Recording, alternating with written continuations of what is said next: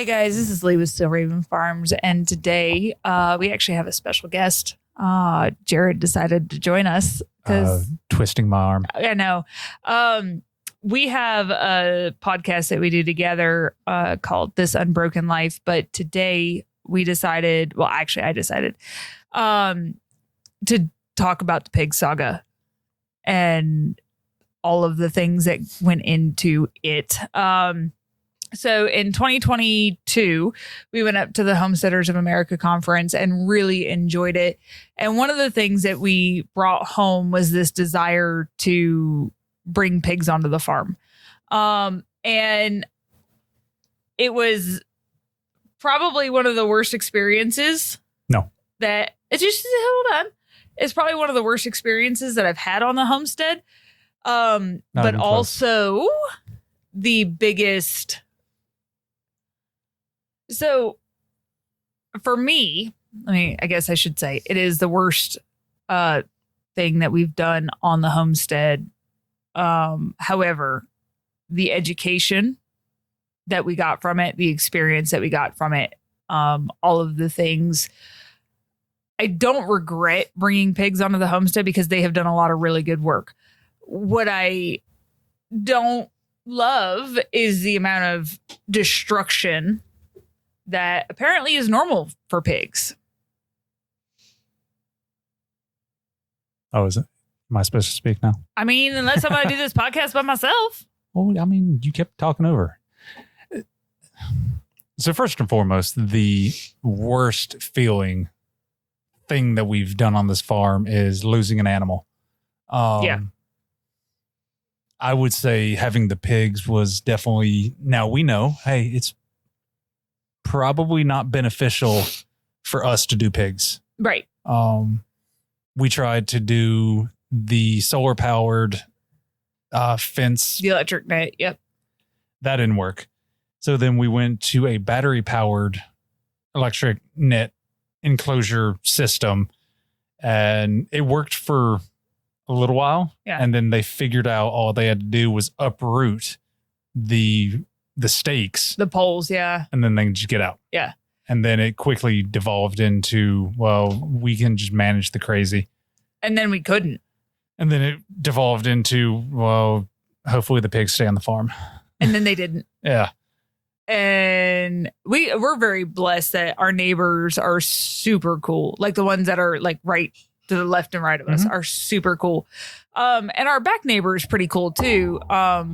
But she's trying to do things on her property. Yes. And our pigs are getting in the way. Well, not necessarily getting in the way, but like, and she even said, she's like, I don't care that the animals get back here, but I'm setting traps. Yeah. And the last thing I want is one of your animals to get hung up in the traps. So keep your animals penned up. I appreciated that. Like, yes. I can't fault her for it, but at the same time, like, it was like the fourth or fifth time that she had texted me, and she's like, I keep getting your pigs on these trail cams, and that is a horrible way to die. And I was like, shit, you're right. And I remember it was my Kelly week. I believe it was my Kelly week. And I had just dropped the kids off at Auntie's house. And she had sent me another text message. She said, they are all over the property. You need to come. You need to do something with these pigs. Right. And I was like, I'm in Gwinnett. Like, I can't do anything. And I called you on my way home and I said, that's it. You're killing them tomorrow. I'm done. I am fucking done. And he's like, are you sure? Because the pigs are still really small. They're only like, they're only a year old, and they're American guinea hogs. And poor Bacon and Delilah. Like I said, and I think that's the thing that gets me is like when an animal dies in the homestead, it hurts. Yes. But Bacon and Delilah, I think it hurt worse because now that I know the outcome, right, and I know from start to finish, I know exactly what happened from the time that we picked them up and put them in the back of the truck in a crate, and Delilah tried to bite me all the way until we got them home, put them in the barn, and then they ate Junebug. And then I'm just like, fuck this. Like, pigs ain't worth it. Not for us. I mean, Yes, not for us. I mean, pigs are definitely worth it because you have I like bacon. You have a lot of people that they enjoy it. It's not right for us. It's not. There's look at a tractor. Right. It's right for some, but that's not right for us. Right. It's not what we're trying to do. So in the pig saga, the last time I recorded this, I decided actually to delete it because I didn't like it. I talked about everything from start to finish, but I really want to talk more about the butcher day and what happened. Right. And I want to talk about why it's not a great idea for new homesteaders. So the original or the butcher day, the best way I can put it is thank God the kids were not here. Yeah. It was pretty brutal. Yeah. Like from stunning them with a round to bleeding them out. That was very brutal. It was. And it was not just because they say, everyone tells you, oh, just a 22 behind the ear, 22, put across, in between their eyes and, in between their ears and, bam, and then you're done. And that doesn't work. That doesn't work. And the thing is, I think it would have worked had you known that it's just to stun them. That's not what kills them. Yes. What kills them is you bleeding them. And I think because I remember hearing the first shot. No, I didn't hear the first shot. I heard the second shot.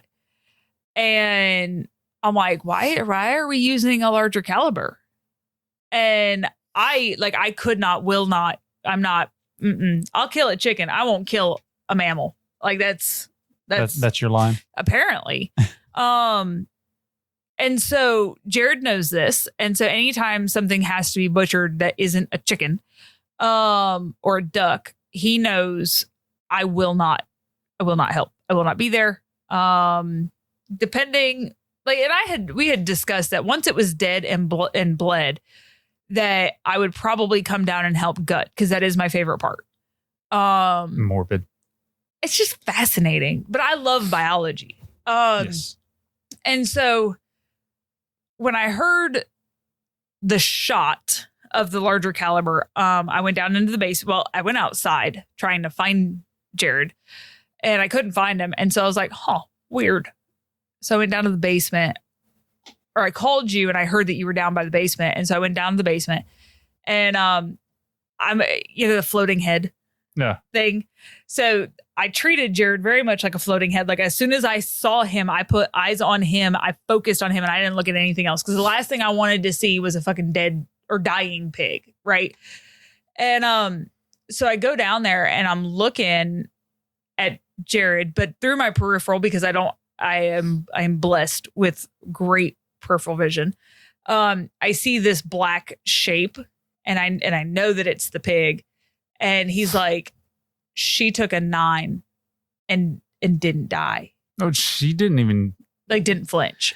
So a little bit of reflection. I mean, maybe I had bad shot placement or some. I mean, so it was the first pigs that I ever tried to dispatch.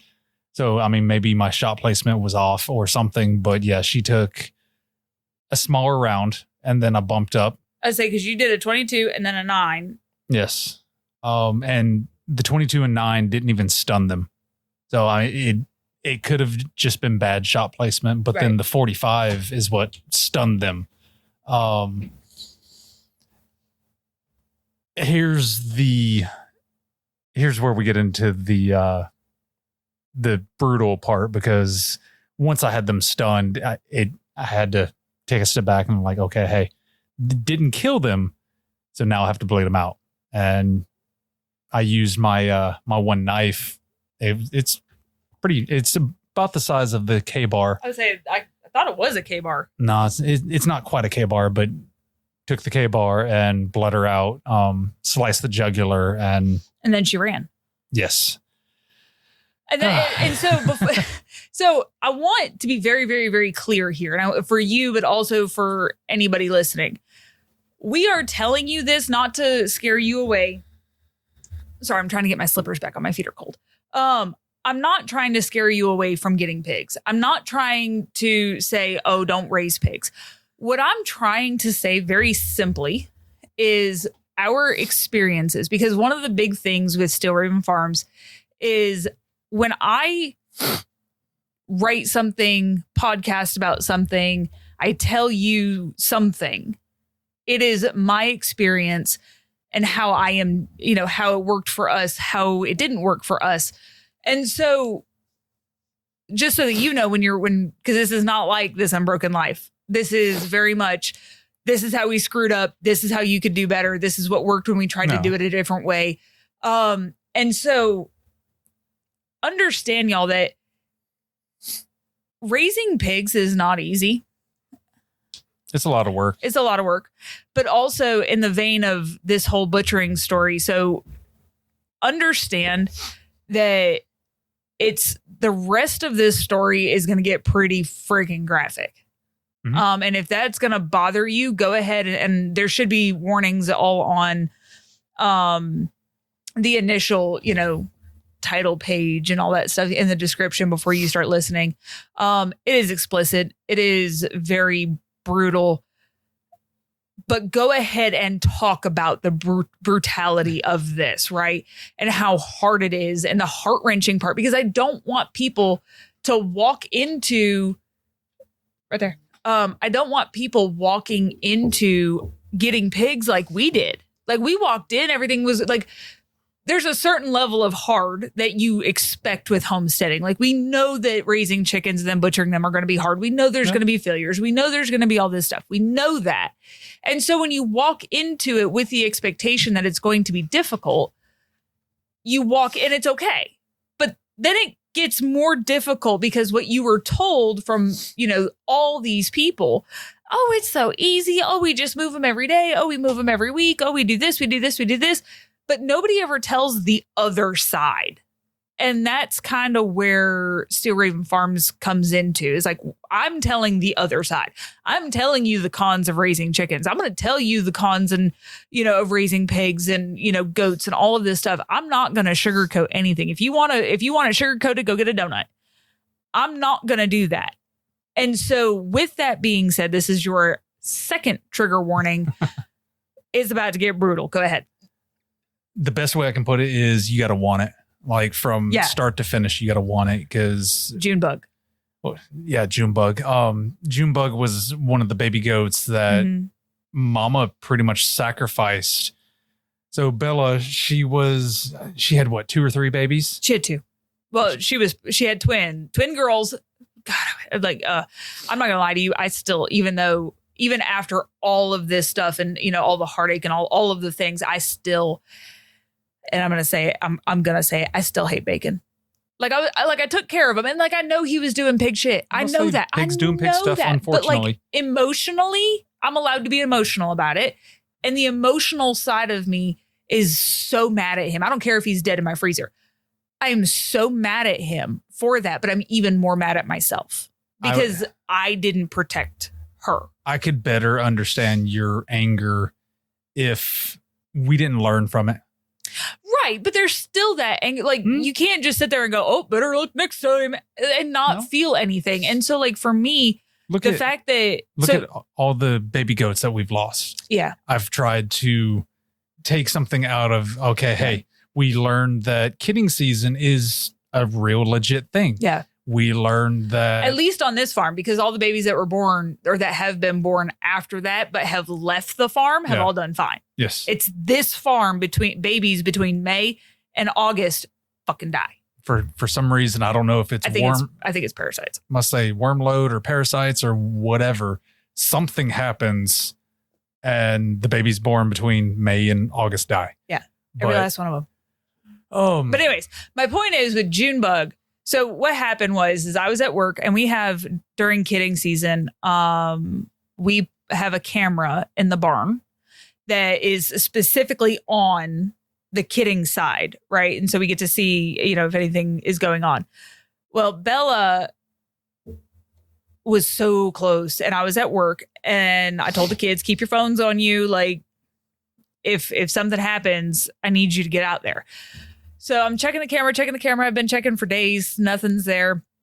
And then all of a sudden I see Bella, and she's licking on a baby. And I was like, oh my God, this is so great. I was excited.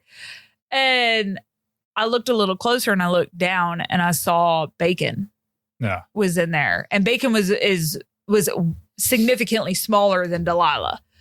And so it was very easy to tell, even on the camera, that it was him. And then the kids confirmed it. Right. But anyways, I got off because I saw him, and I was like, this ain't good. So I got off the camera, called the kids, go. Like, Bacon's eating a baby, go. And I wasn't sure that Bacon was eating a baby, but there's a baby being born, and there's a pig in there. Now we've got a problem. Yes. And so Chase went down there, and I was on the phone with Jackson. And Jackson went down there, and he said, I heard the pig squealing. And I got on the camera, and I saw that Chase was hauling the pig out. And Jackson said something along the lines of, oh my God, Bacon was eating a baby. Right. And I was like, I'm on my way. Like, because in my head, if this baby needs to be put down, I'm not having my 14-year-old son or at the time, however old Jackson was, 12 years old. Like, I'm not having him put this baby down. And so I popped my head into my boss's office, and I was like, hey, one of my pigs just ate a baby goat. I got to go. And he's like, bye. Like, what do you say to that, And so the list of excuses he expected that day. That wasn't it. Right. And so I called the vet on the way home. Now, I was about 40 minutes from the house. So it was going to be an hour, round trip by the time I finally got from the school to the house to the vet's office. But I called the vet, and I said, hey, one of my pigs got a hold of a baby goat. This baby goat is like an hour, 2 hours old. And they were like, just bring it in. And I said, all right, cool. So I call the kids, Bella gets locked up in the barn with the babies. Chase goes down there, and he's like, Mom, there's something wrong with this baby's jaw. And I was like, well, yeah, it just got eaten by a fucking pig, duh. Anyway, I didn't say that, but that's what I was thinking. And I was like, all right, well, as soon as I get home, I said, take it in the house, get it warm, get it dried off. As soon as I get home, I'm going to milk some colostrum from Bella. And then, I'll take the baby to the vet. And by the time I got to the vet with the baby, I found out that the baby's jaw was broken in like 3 or 4 places, and 3 of the 4 hooves were eaten off. And because of Bacon. Yeah. And now I know, like, logically, I know that Bacon was being a pig, and that was our fault. Yes. For doing, like, I will gladly take the blame for this, right? But ever since then, I could not deal with those pigs. It's just that emotional attachment. Like, those were twin girls, and I had told you, like, if Bella drops twin girls, we're keeping both of them. Right. And the exact thing that I want, I got, and he ate one of them. And, like, it's not his fault, and I know it's not his fault. Emotionally speaking, I hated that pig. And he was super sweet. And he, like, up until the day that he died, he was super sweet. Like, he was a good pig.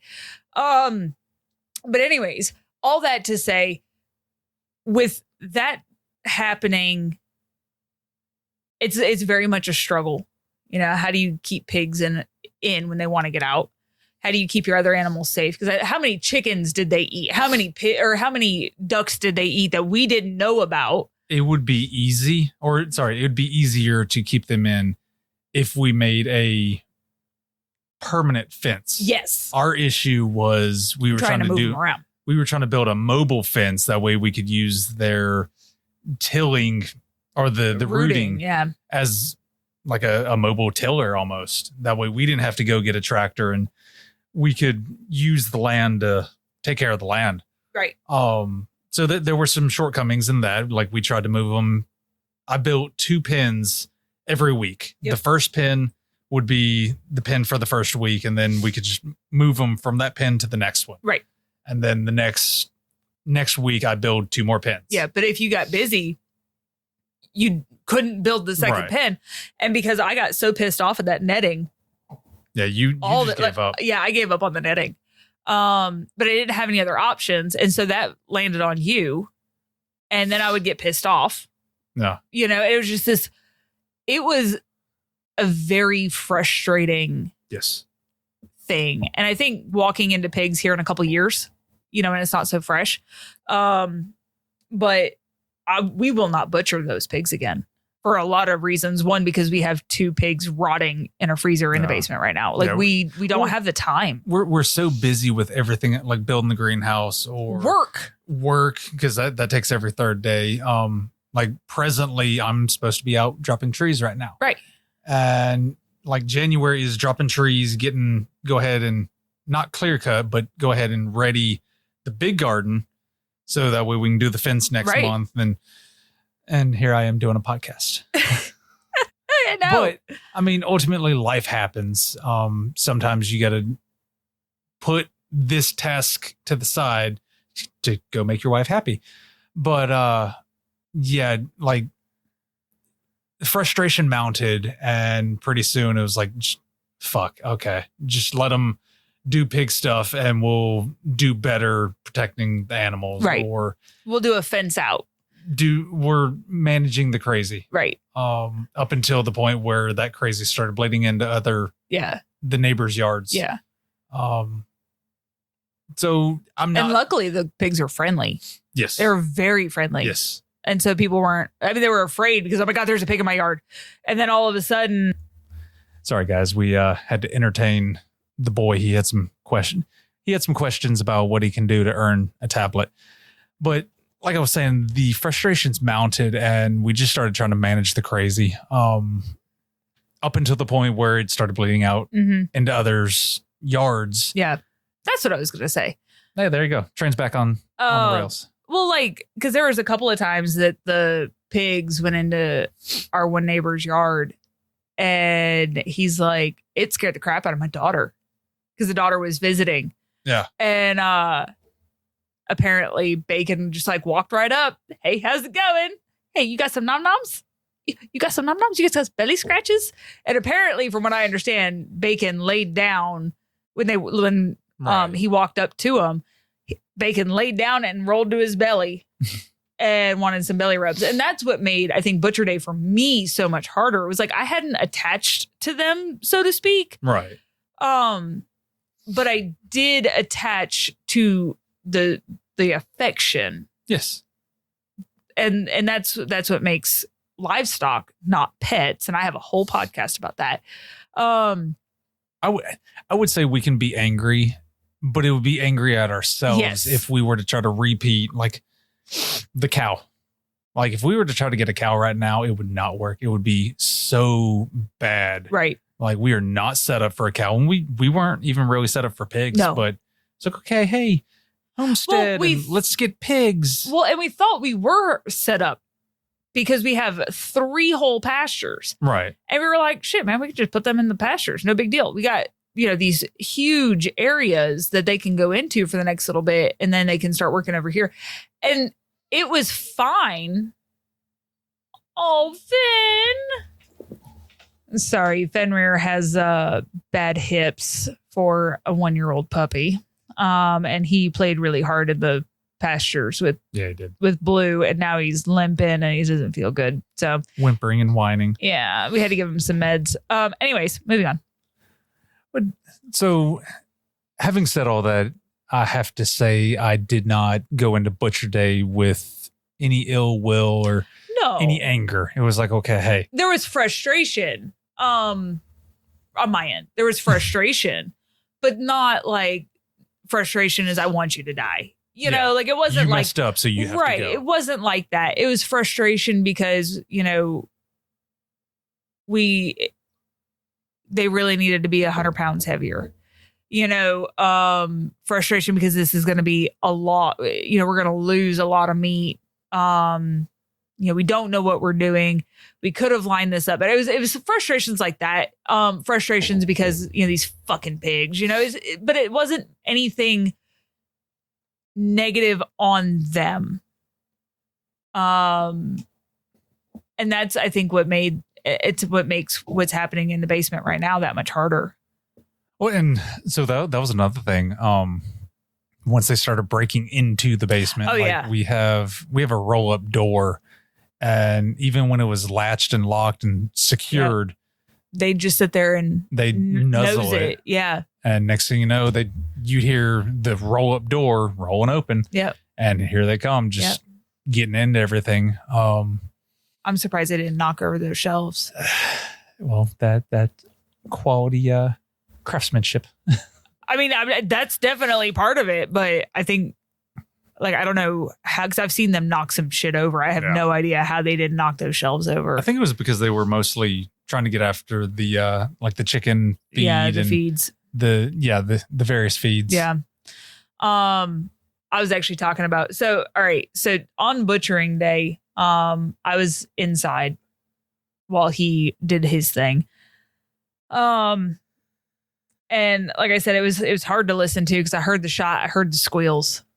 And that's something that will, I hate saying it, haunt me, because I don't want creatures to die. I know they need to. And I know if I'm going to be a meat eater that I have to take some of that responsibility. A reasonable amount of that responsibility, because like we can't have cows right now. So I can't be responsible, but I can make sure that the cows that I'm purchasing, I purchase a whole cow. And that lasts us a year, and I'm purchasing it from a place that I feel good about how that animal was raised. All the keywords like responsibly sourced. Right. Grass fed, or at least, in our case, mostly grass fed, because I can't control everything. But that's okay. Like, we're still doing a million times better than something from the grocery store. Well, we're doing a million times better than what we were doing in the house previous to this. Right. And so when it comes to the pigs, like right now, life got away with us, or away from us. No. And we have about 300 pounds of pig that has rotted in the basement. Oh, in the freezer. In the freezer. And that sucks. Yeah. That sucks. All that time, all that money, all that energy, their life, which is the most important part of it. But all of that waste is wasted because they rotted, because we could not get down there in time to grind them up. Well, the work that they did was not wasted. No. Multiple failures were committed, like us failing to properly secure them, us failing to provide a good shot. There were a lot of failures, and this is what I'm saying is, if we don't learn from the first experience and we just like, hey, get more pigs, fine, then yes, we can be mad, but we need to be mad at ourselves. Right. I would say, honestly, like the next couple cycles, just outsource it. Get it from your coworker and send it straight to the butcher, because we have too much other stuff going on. Well, and I think that's the big takeaway. And I'm actually glad that, we didn't go full brutality on this. Like I thought we were going to. So I will say, if y'all want to do pigs, you got to want it. If you have any doubt in your mind of, I think, no, don't even do it. Yeah, don't do it, because it's going to test you. Well, and I would even go so far as to say, if you are not 100% confident in your ability to dispatch, butcher, process, package, I wouldn't even mess with it. So like when Chevy came over and helped out with the chickens, and granted, it was his first time. Right. Really, as far as I'm aware, first time killing anything. He struggled with chickens. And we're sitting here like, I've dispatched like 200 yard birds. I've done this. I've done that. Him and we were both obviously in the military. So I came into the pigs a certain mindset, like, hey, one way or another, this has to be done. Yeah. I don't think he would be able to follow through. Like, just seeing the reaction that he had dispatching the chicken, like his hand shaking and everything, like, dude, it's all good.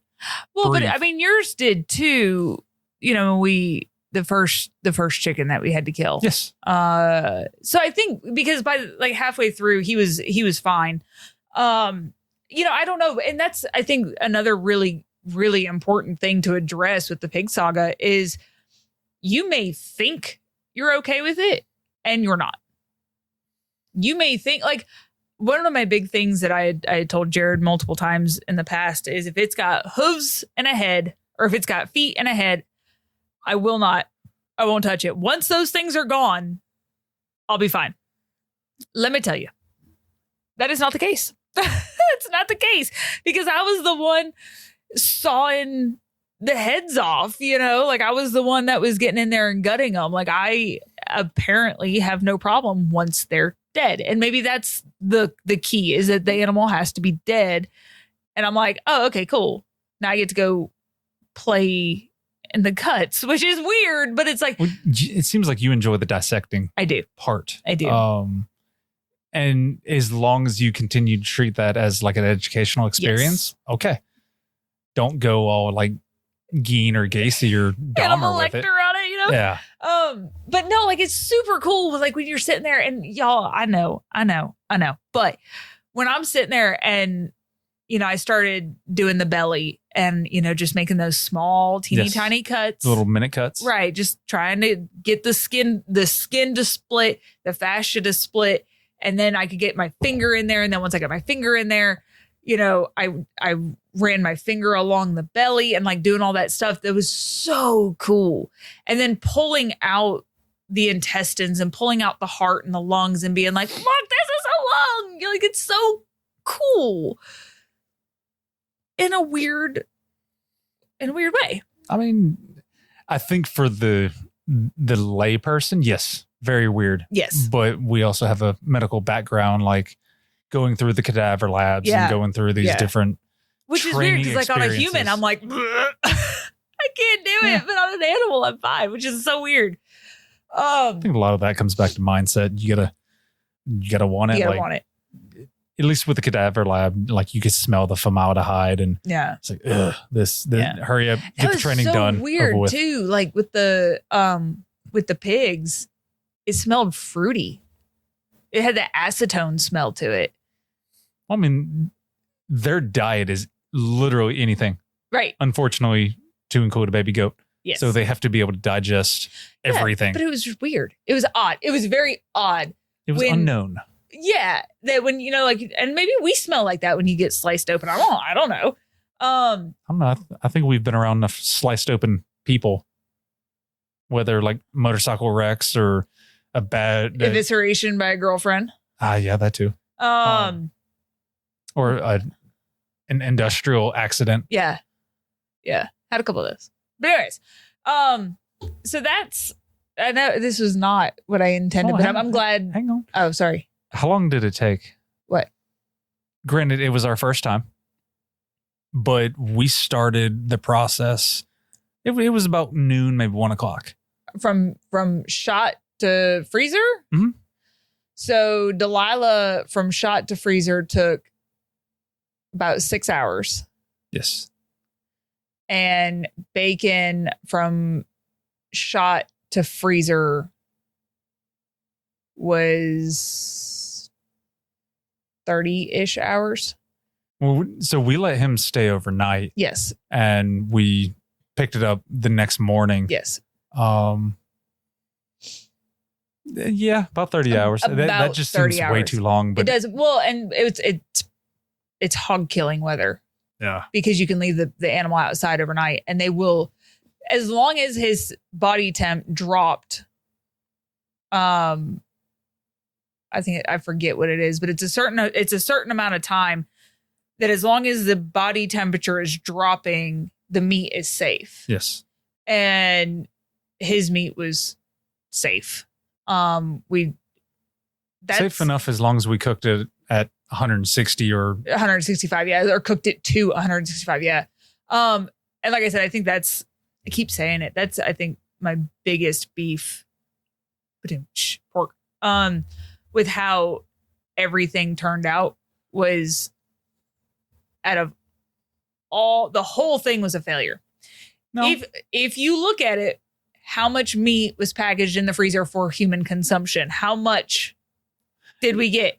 Fucking zero. So the whole thing was a failure, but not educationally speaking. So then you can't say the whole thing. No, they did a lot of good work. I'm talking more like if you look at it from a financial aspect, if you look at it from a zero waste aspect, if you look at it from a homesteading aspect, it was a complete waste and failure.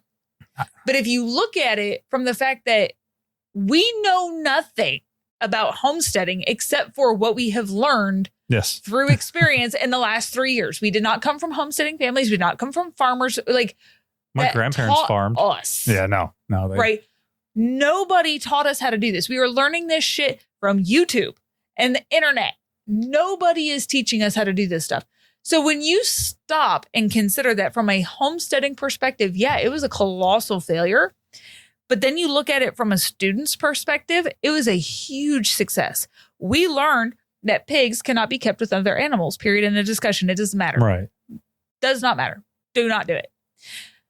Pigs have to be butchered by 6 months old because if not, 6 to 9 months old, because if not, they are too smart and they will test that fence. Yes. Or they would test a not permanent They're going fence. to test any fence. Oh, I guarantee you they would test any fence if they knew how to bypass it. But at the same point, if you make it a permanent fence, like the T-post being in concrete and all that, I think that would be better. They'd push it.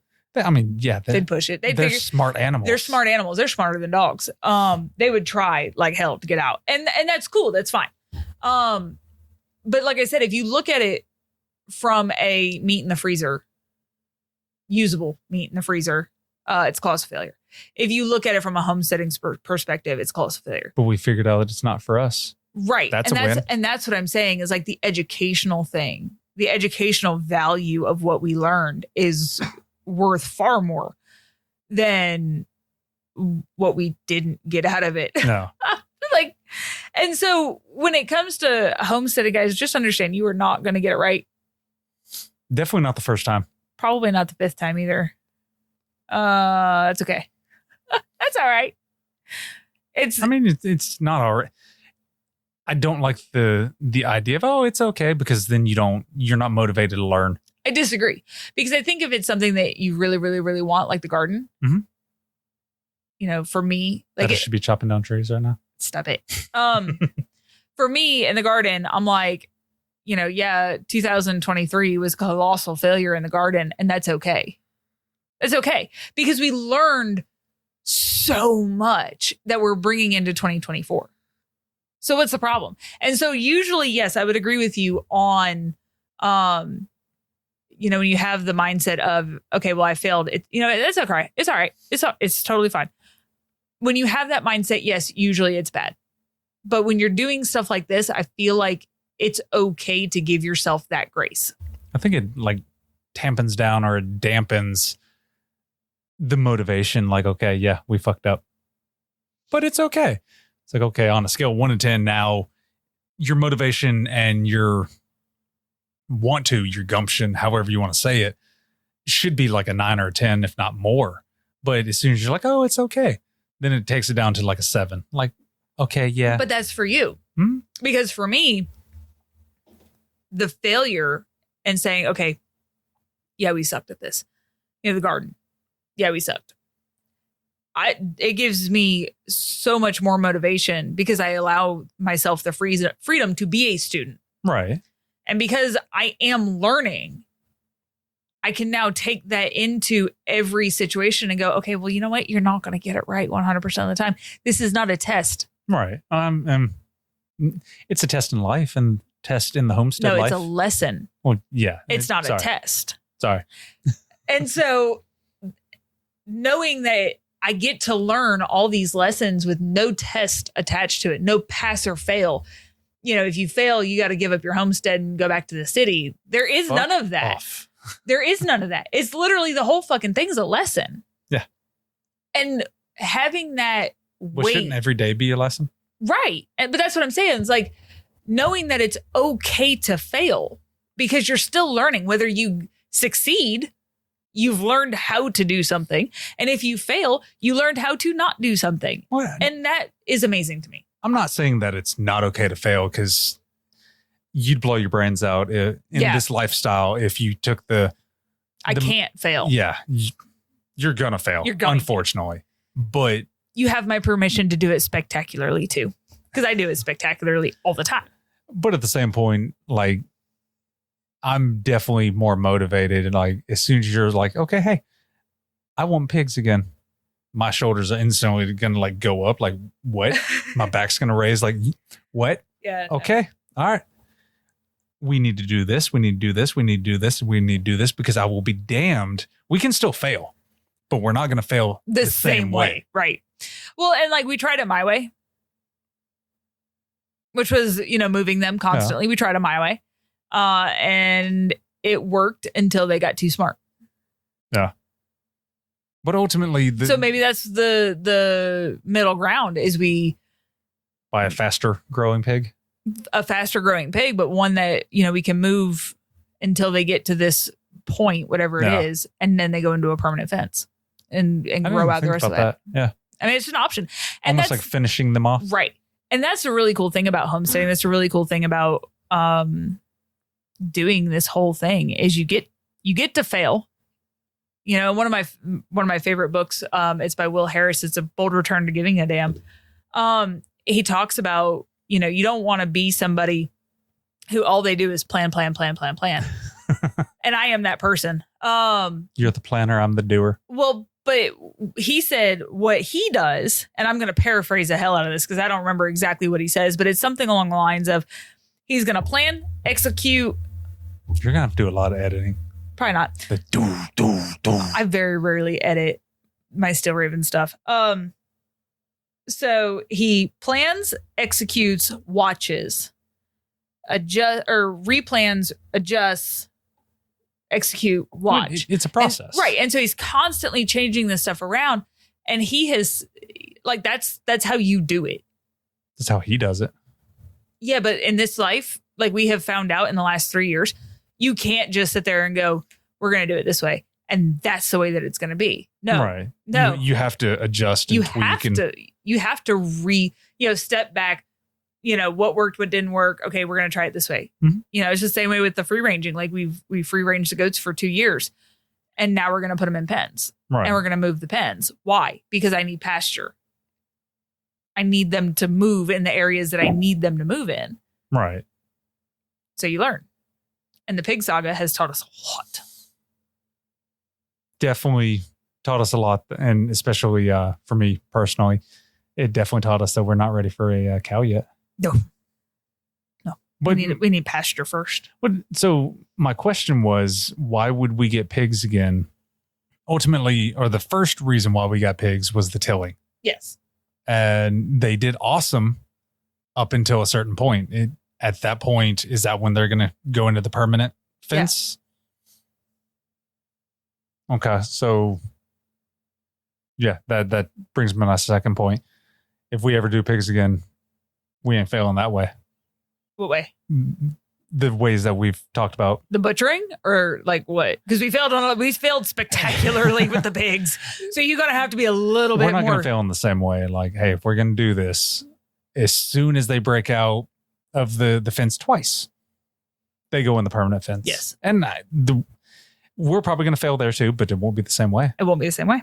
Like that permanent pin will be so overdone, like the T-post in concrete, in this, in that, plus electric fencing, and plus this, plus that. Like, it'll be breaking out of Alcatraz. Yeah, I was gonna say there were Knox. people that were successful doing that. Yeah, like one or two. I think it was two. Huh? I think it was two. Out of how many? Oh, a lot. Yeah. A lot of people tried. So we can have 1,000 pigs, but 2 break out? All right. The first 2? You didn't know what we were doing? Yeah. All right, guys. If you have any questions, comments, concerns, leave them in the comments. Make sure to hit that like and subscribe button. And y'all have a good rest of your day.